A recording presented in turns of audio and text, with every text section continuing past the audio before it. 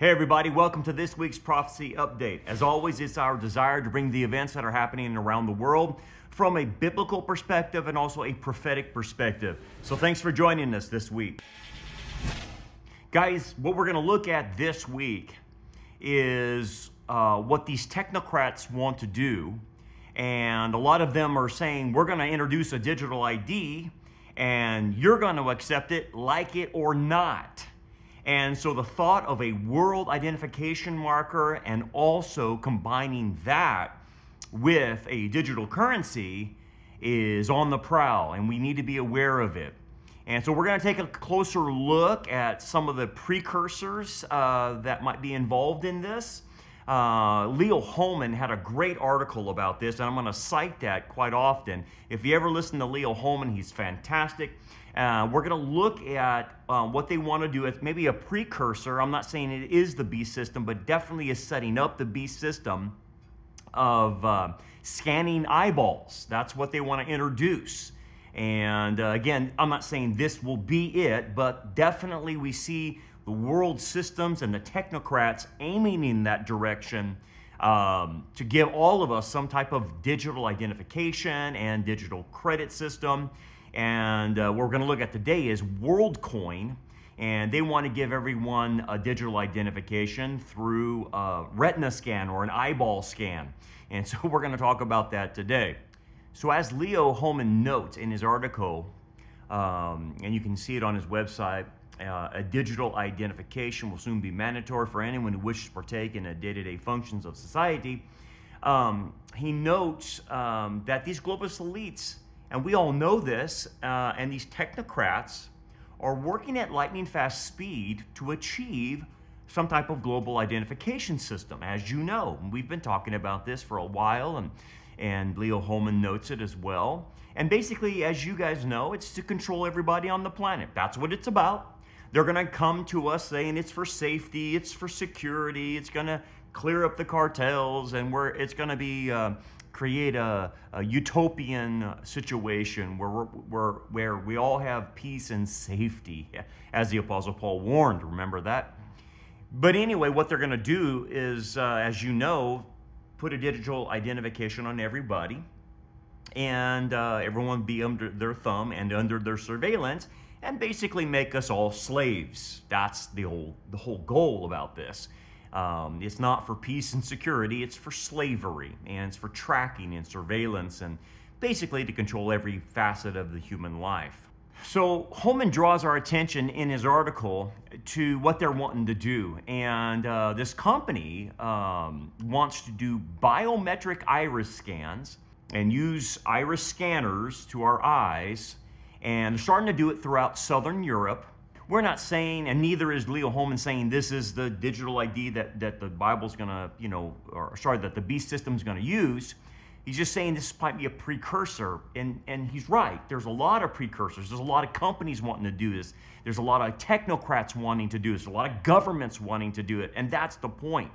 The point is, whatever precursor we're talking about, whether they're scanning your retina or doing a neural link in your brain with Elon Musk or whatever it might be, it's the mentality that you're looking for. It's them, and the mentality is moving us in the direction that everybody just needs to simply have a digital ID.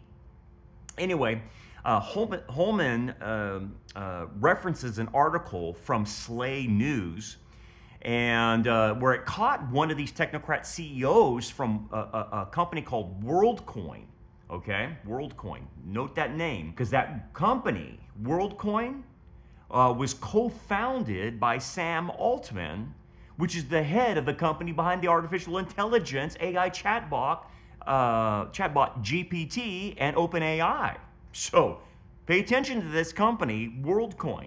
So anyway, one of the CEOs from that company has warned that, hey, digital ID is coming. It's going to be ushered into the citizens around the world, and they quote, whether they like it or not. End of quote. And so this is the mentality, guys. This is what we're dealing with, right? And so this article on from Slay News that Leo Holman cites reports that Worldcoin has developed a system that it pitches as the world's largest identity and financial public network. And basically what it's done is created a database that links digital cash, or really a central bank digital currency, a CBDC, with a digital identification system. So it puts the two together, which is exactly what they want. They want the digital currency to go with the digital identification. Okay. Anyway, the article continues on and says the company has also created its own form of digital money called Worldcoin token, or WLD. Again, we're not saying this is the system. What we're saying, and what Leo Holman is saying, is this is a precursor. This is the kind of mentality we should be looking for, right? Of how they set things up. It may not be this system, it might be something else, but nonetheless, I think what we're going to see is somebody's going to come to the surface, and the governments of the world are going to use a system like this where you have your digital identification and a digital currency. Anyway, as you study this system, and it's important even just to study the system to see it as a precursor, it collects biometric data. And I think that's the issue that we all need to understand. No matter what system they use, they're all into it about collecting biometric data on us, okay? So it's just not simply going to be a digital ID outside of ourselves, but it's always going to be traced to our bodies. It's going to be put on our bodies. It's going to be, in our bodies, or whatever they come up with, right? And this is where the concept in Revelation 13 of the mark of the beast in the future, in the tribulation, that you can't buy and sell, and that the mark is either on your forehead or on your right hand. So whether you wear it, whether it's in your brain, whether it's on your inside your right hand, we've talked about this being between the thumb and the forefinger, or, who knows, Elon Musk's Neuralink through your head. Either way, it's always attached to biometric data of individuals. They want to know what we feel. And like we've talked about, some of the World Economic Forum this last year warned that we have they didn't warn, they said they had the ability to read people's minds. That they can hook up something like a Bluetooth device that actually can read people's thoughts and seek out their codes and understand what they're daydreaming about to make a more efficient worker. So they have the technology to be able to read our minds and perhaps mess with our ability to think, mess with our ability to see reality as it is. Pretty scary stuff, but nonetheless, they have it, and it's always attached to our body. They want this biometric data. Anyway, back to this article about from Slay News. This token, this digital currency they called Worldcoin, it can be accessible through their company's app. They have an app for it, obviously. And the World app, quote unquote, an app that enables payment, purchases, transfers transfers globally using digital assets, and then it throws in traditional currencies. So notice that you'll be able to buy and sell and transfer digital assets. Okay, so right there, you can see the precursor, right? The article goes on to say that those who voluntarily surrender their biometric data receive rewards. So, quote unquote, they call them small sums in Worldcoin tokens. So they get extra tokens if they submit to this, if they surrender their biometric data. And you think about that. We already saw that rewarding people for getting a poisonous you-know-what in their arm, right? And you read through what I'm saying so I don't get taken down from YouTube, that they were giving away boxes of donuts if people would allow the poison to come in their arm. Or get $100 if you allow the poison in your arm, or get a free fried chicken or something like that. So stupid. And yet people were doing it, right? Go get a box of donuts. You'll get a free box of donuts if you allow the poison to go in your arm. And when they say, well, if you give up your biometric data, we'll give you some tokens. And you watch, people would do that. People would surrender their biometric data just for a box of donuts or something like that. You know what I mean? The mentality's already there. Anyway, what they want to use is iris scanners, okay? And it would require each person to have their eye scanned to prove their identity. And according to these technocratic globalists, Worldcoin executives, they say it will soon be mandatory for anyone who wishes to partake in regular society. This is them saying that. So basically, if you want to function in day-to-day society, you have to have a digital identification marker. Bingo, that's it. That's what all the technocrats say. That's what these governments that are involved in this all say. If you're going to function in regular society, you will have to do this. Wow, okay. So that, again, if they issue it right now, because people will ask me, well, if they issue it right now and we have to participate in it, is that the mark of the beast? No, it's not. Because the mark of the beast happens in the tribulation. These are precursors. This is the setting up of things. And so it's possible that we would in some way have to participate. Let's say they set the system up this year or something like that. Again, I'm not predicting anything. I'm just saying let's just pretend they set it up. You and I would have to participate in some way. If all of our banking, our medical, our insurances, the way we do business, if they got rid of cash, we would have to participate in some way. And definitely, what would we expect? You would have a limit big time on our freedoms. No doubt about that. Because they would restrict travel. They're going to probably put us in some type of 15-minute city. And Leo Holman even notes that. Restrict what we can buy and sell because of the digital currency. They can do all kinds of stuff. So it's possible that if they install something like this, then yeah, we would see a lot of our freedoms go away. Freedoms that we're used to. I hope the rapture happens and we don't have to experience any of this, but we may. You have to keep two thoughts going in your head. We could be raptured, or we might have to see some of the setup. And again, we're promised only to be raptured prior to the tribulation. We don't go through the tribulation. But could we see the setup? Yeah. Could we experience the setup? Yeah, of course. And we need to prepare for this, right? We need to get our minds ready, our emotions ready, our mentality ready. It's possible. And here's the thing.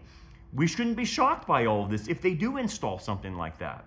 We shouldn't be shocked. It shouldn't catch us out of left field, because we've been talking about this constantly. And why is that important? It's so that we don't lose a grip on reality. When they install it, that's what prophecy does. Prophecy prepares us, and then we can deal with it. When you get hit out of left field, that's the worst thing that can happen to you, is when you get hit out of left field. That's what does the most damage to people. Sends them into depression, sends them into anxiety, sends them into stress, all that stuff. But if you're told beforehand this is what's going to happen, it reduces the anxiety and the stress, right? So that's why we talk about this. It's not meant to scare anybody. It's meant to prepare, okay? Now, the article pointed out this is the mindset of these people, right? And we know this. They're nefarious, man. They're evil, right? But the useful idiots of the world will just go along with this, right? And the article points out that the mindset of these people willing to do this already, to have their retina scanned, is already there. It states that the article in Slay says, while the idea may sound dystopian and a dystopian nightmare, and it is, by the way, that would never catch on, people in several southern European countries, notably Spain and Portugal, are simply itching to give away their iris biometrics as proof of identity and right to a cryptocurrency transfer wallet. And they're more than willing to do this. This is what the article is trying to say. And I think that's what I guess is catching me by surprise in a lot of this stuff. Maybe I shouldn't be surprised, but when I was younger, I mean, we're talking about 30 years ago when I was studying prophecy, I would look at this stuff and say, man, there's no way people would accept this. There's no way people would fight against this. People wouldn't stand for this. It's going to have to be forced by the Antichrist. It's going to have to be forced by the global government. And I'm looking around today, 30 years later, I'm like, no, it's not going to have to be forced. They'll beg for it. They will beg for this, just like they're doing right now. Just like they did for the poison to be put into their arm. They begged for it. Please help me. Please save me, government. Please save me, technocratics of the world. And I believe eventually people will beg for a digital ID because they're going to see it not as surveillance. They're not going to see it as a limiting of their freedoms because, quite frankly, a lot of people are willing to give up their freedoms. They're going to see it as safety and security. That's how they're going to see it. They're going to see it as a safety measure. Well, this prevents stolen identifications. It's to prevent criminals. It's to prevent fake people on the internet from or people stealing my identification. It'll get rid of crime. It'll stop cartels. We will know who's coming in and out of our borders and things like that. And people will do it. I read a business book about 20 years ago. It was just a pure business book, purely business. And it was talking about the future of business. And one of the things it noted in the book was that people in the future will be willing to give up their freedom for economic security.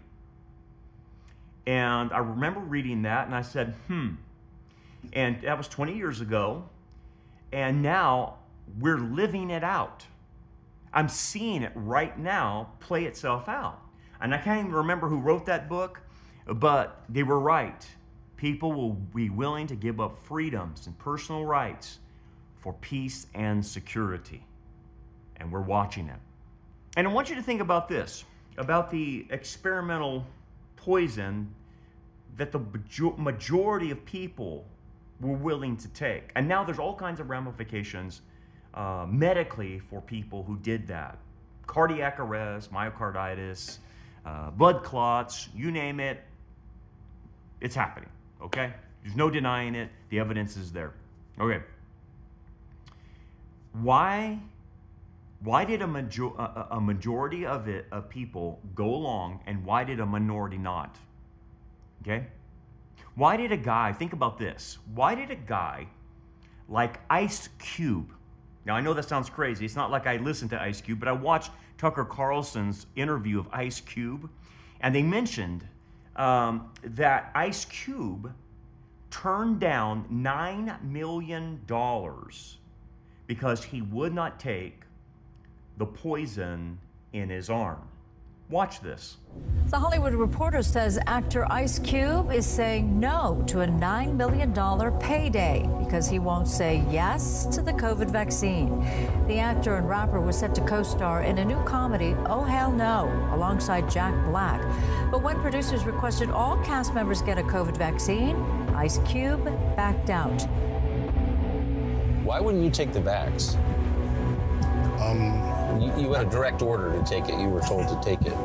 Yeah, I'm not real good with direct orders, but on a whole nother note,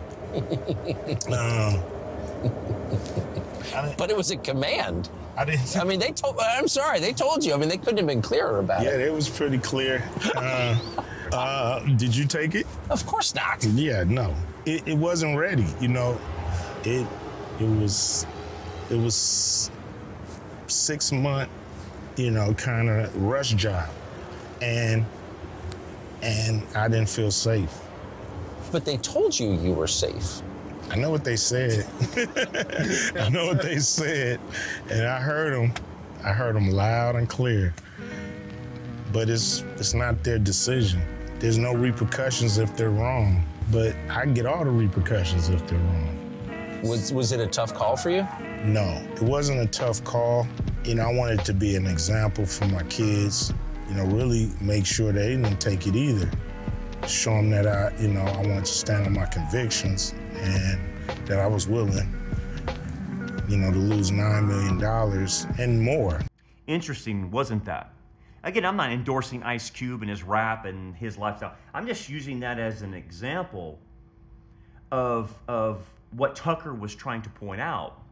That why were there only a minority that went against the narrative, and why did the majority sacrifice truth to believe a lie and do something that was harmful to themselves?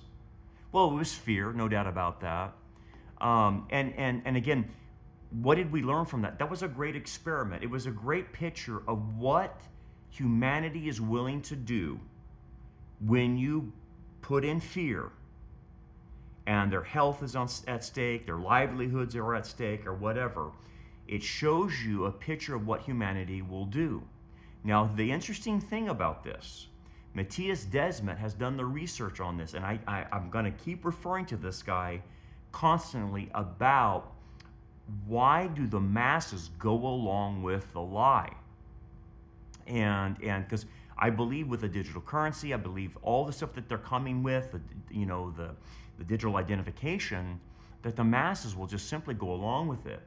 Well, here's the interesting thing what Matthias Desmond has found, and again, he has studied this over cultures, over time. So it's not just one picture, it's a picture of how humanity acts. And this is what he says, that 30% of the human population will just simply believe any lie that comes right out of the mouth of the government. Okay, that's just it. They go over the cliff and that's it. And there's no turning these people back. They just sell out for it, okay? And we don't understand their mindset. I mean, maybe it's because they're hyper-suggestible, who knows? But they just believe the lie. And then he said, over time, what you'll see with humanity is about 65%, no, it's not true, but go along with the lie, okay? So that basically you end up with about 95% of a population going along with a lie, like Charlie Oscar Victor, Idaho Delta 19er going along with that, and some people knowing it's I don't really feel comfortable doing this, but I got to do it for my job. I got to do it for this. I got to go on vacation. I got to whatever excuse they made for it, went along with it, and now they're suffering from it. Okay. And what he found was only 5% won't go along with it. Only 5% won't go along with it. That's you. That's me. Because that 5%, those are the ones that question everything. Those are the ones I believe have discernment. Those are the ones that just don't believe anything. Those are the ones that look for evidence. Those are the ones who are truth seekers. Those are the ones who say, prove it to me. If you're going to tell me that, then I want you to prove it to me. And that's always how it's been. Now, of course, this audience that listens to this, you're probably the 5%. There's no doubt about that. But if they introduce anything more to us, I mean, think about this. Joe Biden wants to declare a climate change, existential threat emergency, and because it's hot. Well, no, guy, it's just summer. It's called summertime. It's hot in the summertime. It's hot everywhere. It's not because of global warming. That's a hoax. But why do they want to call a global warming emergency? So they can do everything they did with the shutdowns before, where there's no legislation going through. They just do things and pass things and force it on us and act unilaterally. That's why they want these national global emergencies. This is why, they're always painting this thing and we're all gonna die. I mean, you got the one guy from the UN saying it's no longer global warming, it's global boiling. What a goofball to say something like that, man. But again, this is where they sensationalize it. The 30% absolutely believe it, 65% go along with it, and so then they declare a national emergency and suspend our laws or whatever they want to do, put us in lockdowns and make us all run our air at 80 degrees or whatever, or not let us use our heat in the wintertime or whatnot because we want to save the planet. It's all a joke. But again, the problem is the majority of people will go along with it. And this is where you and I come in. If you're the 5%, we have a job to do. We have a job to do to warn the 65%. You may not be able to get the 30% back, okay? For some reason, they go over the cliff. But our job is to warn the 65% and get them back. And it does show, statistically, if the 5% will do that, they will win some of the 65% back. Not all of them, but some of them back, and that's our job. we need to be about telling people about what they're planning on doing. We need to tell them about a digital currency. You know that most Christians don't even know what a CBDC is, a central bank digital currency? Dude, if you have no idea what that is, you need to get caught up. Now, my audience and you guys out there know what a central bank digital currency is, but most Christians, you tell them that, they have no clue what you're talking about. And yet, it's at their doorstep. We need to be warning people about this. We need to be warning about a national identification. Again, you know, is there any way around this? I don't know. I don't know what it'll develop. We just got to take it one day at a time. We got to see what the Lord will provide. Maybe the Lord will open up the Red Sea and we can go through the Red Sea, so to speak. I don't know. You know, because we're going to face an entrapment here. You're not going to be able to participate in society if you don't go along with this. But anyway, just to show you how readily people are willing to accept this. Think about this. According to Slay News, this project of doing a retina scan on people, okay? The project claims now they have more than 1.8 million signups already to do it. And obviously the ultimate goal is to do everybody on the planet, which we've reached 8 billion people, okay? But think about this, more than 150,000 participants have reportedly already signed up to have their eyeballs scanned in Spain over the last year. That's 20,000 new signups per day, basically. And Portugal already has 120,000 people signed up already. So it's not like they're resisting. These people are lining up to do it. And so, again, this goes back to the 30% and the 65% that just go over the cliff. They can't wait to give away their iris biometrics as proof of their identity and their right to use a digital wallet. That's really what they want. So, what do we think about? Well, two things. It might come to us, if we're still here, again, we always put the caveat, if we're still here, it might come to us maybe two ways. First of all, voluntarily. It might be introduced to us voluntarily, that, hey, we're going to try this out. Some of our stuff will be digital, some will still be cash, but then that will be phased out, and then it'll be forced at a later date. And I think they might stair-step it some way, maybe. Or they could force it on us because of some type of crisis. And that would fit the paradigm that they always use. Drum up a crisis and say, guys, we've got to go to this. And maybe it's an economic collapse crisis that they create. They're destroying our economies around the world, by the way. And so they might say, look, we got to go to a digital dollar. We got to go to a digital identification because the economics of the world are collapsing. We've got to do it. And another thing they can say is maybe that AI has achieved artificial general intelligence, okay? And I think that's what Slay article mentions in their article, that they could make an excuse to force it on people because of AI. Well, what do you mean? Well, artificial general intelligence is the next level where artificial intelligence is going. And then basically the machines emulate the human mind and behavior and basically can solve any kind of complex problem. They have they're smarter than humans at that point. And so being designed to have comprehensive knowledge and cognitive computive capabilities, these machines would be indistinguishable from human beings on the internet. There is the crisis. So the crisis will come to us, well, we don't know if this is truly a human being or if this is AI doing this. Maybe AI opens bank accounts in your name, I don't know, or whatever, and pretends to be human, okay? AI can read all the codes that you have, all your secret codes on the internet. AI already knows them. So you can see the threat from AI, so they would say, in order to counter what AI is doing, because it's pretending to be a human, we have to switch to a digital identification to make sure you're human. And I'm sure everyone would say, yeah, we need to do that because AI is faking me, it faked my brother, it faked my sister, or whatever. You could totally see that happening, right? Anyway, Leo Holman is right. Once they introduce a digital identification, they're going to marry it with a digital currency.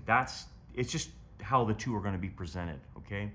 And as Holman even notes, this is when we start going into 15-minute prisons. This is when we start losing our ability to, to travel. And this is when they put us in lockdowns and stuff like that. And Holman even cites Christine Anderson, who is a member of the EU Parliament from Germany. Watch her as she warns about this, and she's right there in Germany. Listen to her.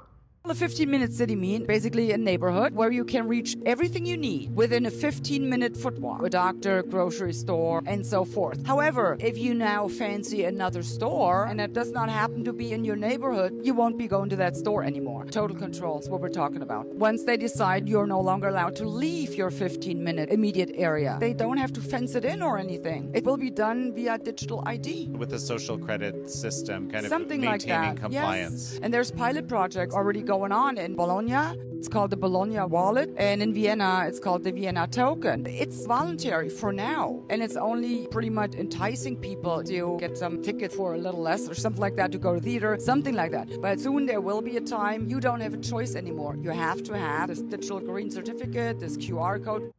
Notice that she's serious and she's right. This is where they want to go, and it gives them the ultimate control, right? So here we are. And so like we've always said, what do you think the last days is going to look like? Well, this is what it looks like. And here you are, welcome to it. But here's the comforting thing. You were called for such a time as this. That's what we're here for. You're to do a job. You're to be a watchman on the wall. You're to warn. You're to alert people. You're to evangelize, disciple. You're to do all that. And you're the 5%. So, hey, we see this all happening, and it means Jesus is coming back soon. Obviously, the rapture precedes the tribulation, but we're seeing a lot of this, right? And so we still have a job to do. The beast system is getting put in place, and eventually the beast system will be in control by 10 kings, and then eventually in the midpoint of the tribulation, Antichrist takes over, the 7 kings submit to him, and he kills 3 of them, and he becomes the ruler of the world using these systems. And here's the great privilege. You and I got to see how the whole prophetic scenario could technologically happen where one man could control the entire world. Right? We've seen it. We understand it. It doesn't even take a lot of faith, right? Because of the technology that exists now with AI and all these things that we're seeing and watching. Wow, what a privileged position to be in, right? But with that privilege, with that kind of information, comes great responsibilities. And let's not forget that responsibility, okay? A couple things before we go, a couple of announcements. Make sure you have our new app. Put it on your phone, your iPad, your computer, whatever you want to do. That way you have the latest uploads that we put on our app. You have information available to you. Also, make sure you are on our email list, our contact list. Follow this link here, and that way we can alert you to certain things, alert you to conferences, alert you to something going on our website or whatever we need to do. Follow this link, fill out your information, and we can text alert you, we can email you, and do all those kinds of things to stay in communication with you. Also, note our church tracker. If you're in an area and you can't find a good church, go on our church tracker, see if you can locate a church in your area. You might have to drive, and then when you go there, meet the pastor, talk to him, and tell him how you got there, and do some reconnaissance for us while you're there, and that would really be helpful. Lastly, please pray for us. We are under constant spiritual attack. It is unbelievable the kinds of attack I get, and our staff gets, and our church gets. It is crazy, crazy spiritual attack. And I'm not spiritualizing anything. It is full-blown demonic attacks. So anyway, pray for us in that regard, because it's hard to get the truth out these days without any opposition. But that's just the way it is, right? Pray for us. The demons, fallen angels, hate prayer. They absolutely hate prayer. So every time you pray, we gain a victory over them when you pray for us, okay? Lastly, if the Lord puts it on your heart to help us financially, we could use the help. Okay, we're not a mega church, man. We're trying to start a school. We're trying to get in our building. We got to pay that building off. Thank God the Lord's provided a building. Now we have to pay it off. So we have to do that. We have to pay our light bill, so to speak, just the general operating costs of the church. And we have to pay for this ministry too that serves the online community, which is very important to us. So if the Lord puts it on your heart to help us financially, fantastic. If you've already helped us, thank you so much. Every penny counts. Everything counts because we're a small ministry. So thank you so much for everything you do. Anyway, we got to get running. Remember what the Lord said. When you see these things begin to happen, look up, lift up your head, because your redemption draws near. God bless you. We'll see you next time.